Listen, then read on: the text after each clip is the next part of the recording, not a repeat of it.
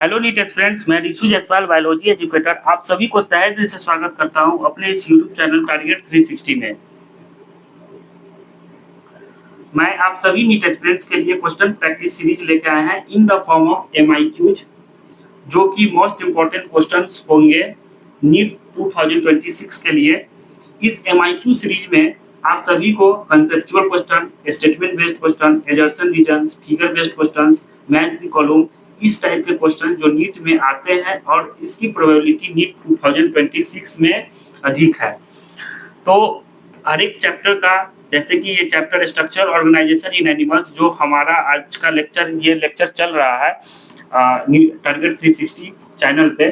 तो इस हर एक चैप्टर से पार्ट 1, पार्ट 2 और पार्ट 3 होंगे। तो पहला पार्ट आपके लिए हम लेकर आए हैं MIQs। तो चलिए सेशन को स्टार्ट करते हैं। आपके स्क्रीन के सामने ये रहा फर्स्ट क्वेश्चन। तो MIQ फॉर नीट 2026 यानी कि मोस्ट इम्पोर्टेंट क्वेश्चंस। तो आप पहले क्वेश्चंस को अटेम्प्ट कीजिए, देन उसके बाद हम वन बाय वन करके आपका सॉल्यूशन हम बताएंगे, ठीक। तो क्वेश्चन नंबर 1 को आप अटेम्प्ट कीजिए वीडियो पॉज करके। आई होप आप अटेम्प्ट किए होंगे। तो स्टार्ट करते हैं। क्वेश्चन नंबर 1 है the function of adhering junction is to. Option number A, prevent leakage of substance across tissue. Option B, connect the cytoplasm of adjacent cell. Option C, diffuse small ions across tissue. Option D, cementing the neighboring cell together. ठीक, तो I hope आप इसका answer सही किए होंगे। क्या answer है?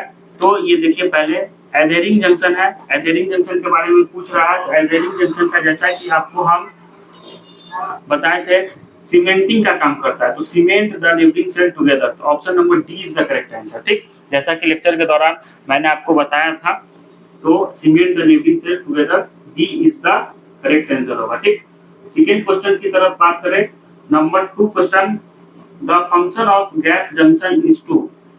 Gap junction का क्या फंक्शन है, क्वेश्चन में ये पूछ रहा है, ठीक। ऑप्शन नंबर ए की बात करें, perform cementing to keeps neighbouring cell together, नहीं, ये तो एडेरिंग जंक्शन करता है। तो ऑप्शन नंबर ए नहीं होगा। ऑप्शन नंबर बी की बात करें, तो facilitate communication between adjoining cell by connecting the cytoplasm for rapid transfer of ions, small molecules and some large molecules. तो option number B is the correct answer, यही इसका सही आंसर होगा। तो सी और डी को भी समझ लेते हैं कि क्या इसका ऑप्शन है। सी है separate to cell from each other, नहीं। और डी है stop substance from leaking across a tissue, नहीं, ये टाइट जंक्शन का काम है।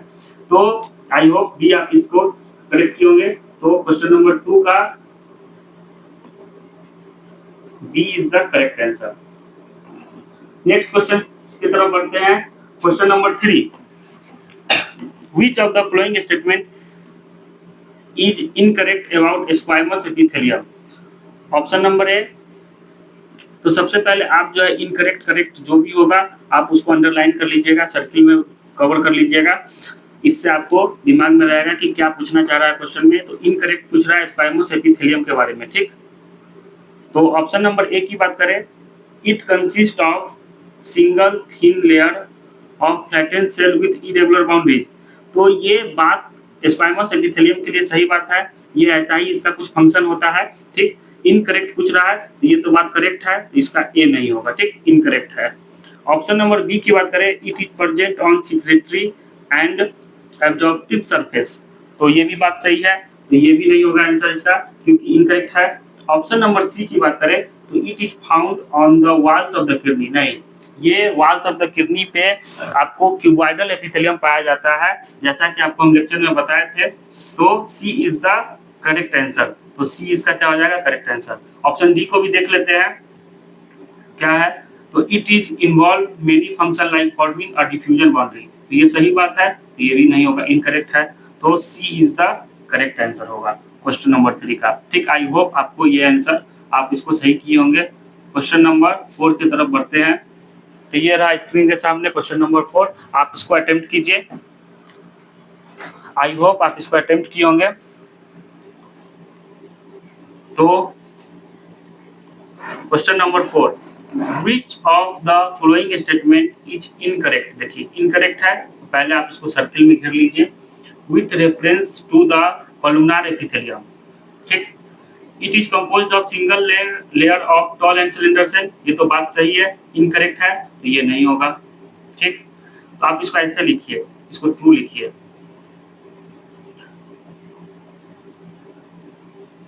ये ट्रू है, ठीक। Nucleus of the cell is located at the base, सही बात है, ट्रू स्टेटमेंट। फ्री सरफेस में है माइक्रोवेलाई, ये भी सही बात है। फ्री सरफेस क्यूबॉइडल और कॉलमनार, जैसा कि आपको हम लेक्चर के दौरान बताए थे कि कॉलमनार एपिथेलियम और क्यूबॉइडल एपिथेलियम में माइक्रोविलाई प्रेजेंट हो सकता है, तो यही बात है, फ्री सरफेस में है माइक्रोविलाई, तो सही बात है। ऑप्शन नंबर डी की बात करें तो it is commonly found in kidney of mammals, नहीं, ये फॉल्स स्टेटमेंट है, तो इनकरेक्ट है और फॉल्स स्टेटमेंट ये है, तो ऑप्शन नंबर डी इसका आंसर होगा। क्वेश्चन नंबर 4 का D is the correct answer, ठीक। आई होप आपका इसका क्वेश्चन नंबर 4 का आंसर सही हुआ होगा। तो क्वेश्चन नंबर 5 की तरफ बढ़ते हैं। क्या है क्वेश्चन नंबर 5? तो क्वेश्चन नंबर 5 है match the column state, match the flowing columns, ठीक।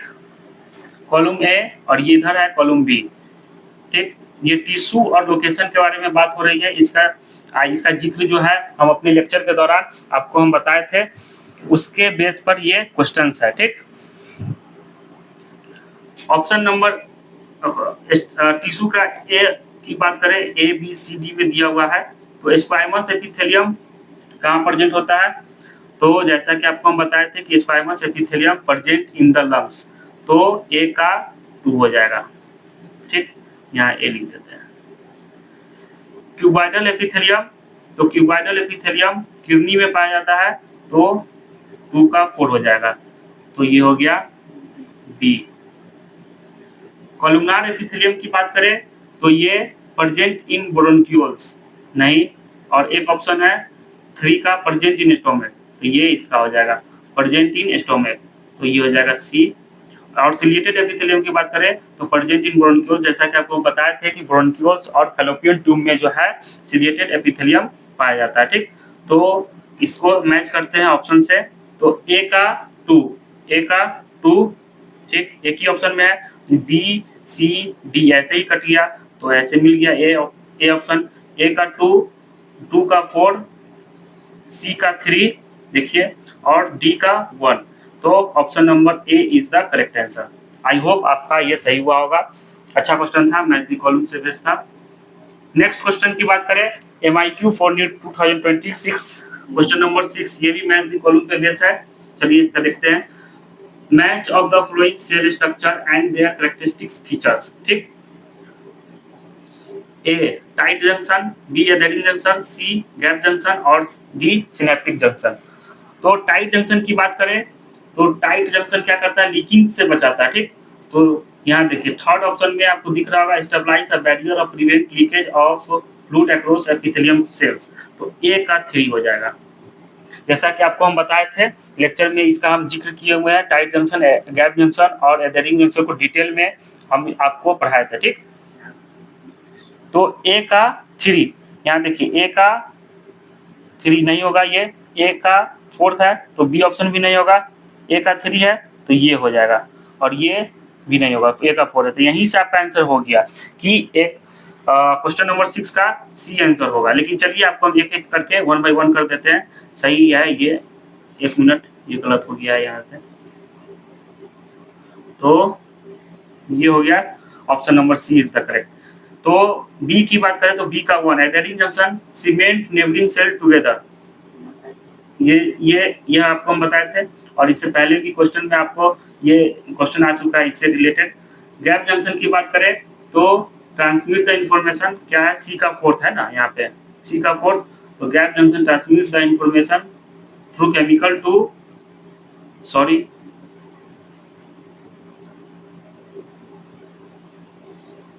ये, और सिनेप्टिक जंक्शन की बात करें तो transmit information through chemical in other cell, ठीक। तो ये हो गया 6 का C answer, option number C होगा, ठीक। नेक्स्ट क्वेश्चन की तरफ बढ़ते हैं। क्वेश्चन नंबर 7 आपकी स्क्रीन के सामने ये रहा, ये फिगर बेस्ड क्वेश्चन है, ये फिगर बेस्ड क्वेश्चन है, ठीक। आप इसको अटेम्प्ट कीजिए पहले। क्योंकि आपसे लास्ट में आपको सारा मार्क्स कैलकुलेट करके आपको बताना है कि टोटल इसमें हम 10 क्वेश्चंस आपके लिए लेके आए हैं। 10 क्वेश्चन में आप कितना स्कोर कर पा रहे हैं, आपको रिप्लाई देना है कमेंट बॉक्स में, ठीक। तो 7 नंबर की बात करें, क्वेश्चन नंबर 7 है A B C in the given figure and choose the correct combination of option. तो ए जैसा कि देख रहे होंगे ए बी और सी 3 फिगर दिया हुआ है और बताना है कि क्या चीज का है। ऑप्शन फिगर बी किस फिगर का है और फिगर सी क्या चीज से रिलेटेड है, ठीक। तो ए जैसा आपको फिगर दिख रहा है तो ये तो स्क्वामस एपिथेलियम है। बी आपको जो फिगर दिख रहा है बी क्यूबॉइडल एपिथेलियम है, ठीक। और फिगर नंबर सी की बात करें तो ये क्या है, कॉलमनार एपिथेलियम है, कॉलमनार एपिथेलियम। तो ए है स्क्वामस, तो A squamous A ciliated. Option number A की बात करें ए सिलिएटेड नहीं, ए क्यूबॉइडल नहीं, ए स्क्वामस है। तो ए स्क्वामस, बी क्यूबॉइडल और सी कॉलमनार। तो C is the correct answer, D नहीं होगा, ए सिलिएटेड है इसलिए नहीं होगा, ठीक। आई होप आप ये फिगर बेस्ड क्वेश्चंस आपका सही हुआ होगा। नेक्स्ट क्वेश्चन की बात करें, क्वेश्चन नंबर 8 आइडेंटिफाई। ये भी फिगर बेस्ड क्वेश्चन है। देखिए फिगर बेस्ड क्वेश्चन नीट में आते हैं, नीट 2025 नीट 2024 में ये देखने को मिला था, तो इसके आने की संभावना नीट 2026 में भी होगी, ठीक। क्वेश्चन नंबर 8 की बात करते हैं, तो identify A B C in the given figure and choose the correct combination of option. पहले आप इसको अटेम्प्ट कीजिए, देन इसके बाद हम आपको इसका आंसर बताएंगे। ये एनसीईआरटी बेस्ड क्वेश्चन है, सारा फिगर बेस्ड क्वेश्चन जो होगा एनसीईआरटी बेस्ड होगा। एनसीईआरटी से बाहर कुछ नहीं आता, 1-2 क्वेश्चंस एनटीए डाल देता है, उसको भी देखेंगे, वो 1-2 क्वेश्चन के लिए भी हम लोग तैयार रहेंगे। आई होप आप इसको अटेम्प्ट किए होंगे। तो चलिए फिगर ए की बात करते हैं, फिगर बी की बात करते हैं और फिगर सी की बात करते हैं, ठीक। तो फिगर ए क्या चीज से रिलेटेड है, तो फिगर ए ये यूनिसेल्ड है, यूनिसेल्ड ग्लैंड है, ठीक। फिगर बी की बात करें, यहाँ लिख देते हैं, आपको खाली जगह है यहाँ पे। तो फिगर बी ये क्या है, मल्टी सेलुलर ग्लैंड है, क्या है, मल्टी सेलुलर ग्लैंड, ठीक। फिगर सी की बात करें, ये फिगर सी है, तो फिगर सी ये रहा, ये क्या चीज का फिगर है, तो ये मल्टी लेयर है, यानी कि ये कंपाउंड एपिथेलियम टिश्यू है, ठीक। तो कंपाउंड एपिथेलियम टिश्यू यानी कि ये क्या है, मल्टी लेयर है।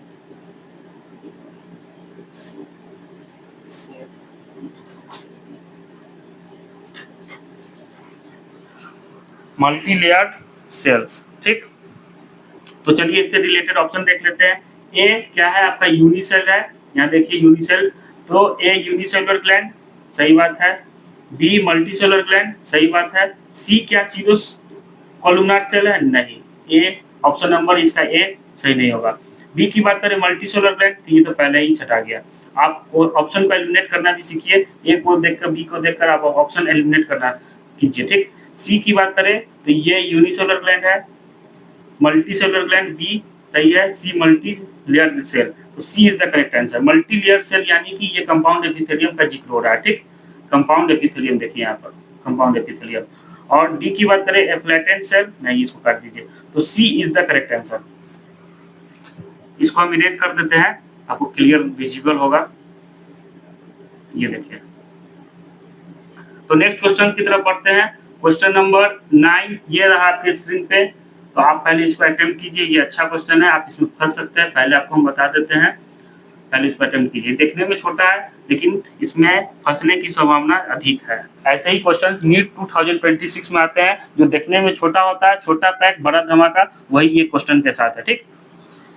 तो क्वेश्चन नंबर 9 की बात करें, which of the following epithelium types help in the secretion and absorption of nutrients। देखिए यहाँ न्यूट्रिएंट्स का जिक्र हो रहा है, आप इसको अंडरलाइन कर लीजिए या सर्किल में इसको कवर कर लीजिए।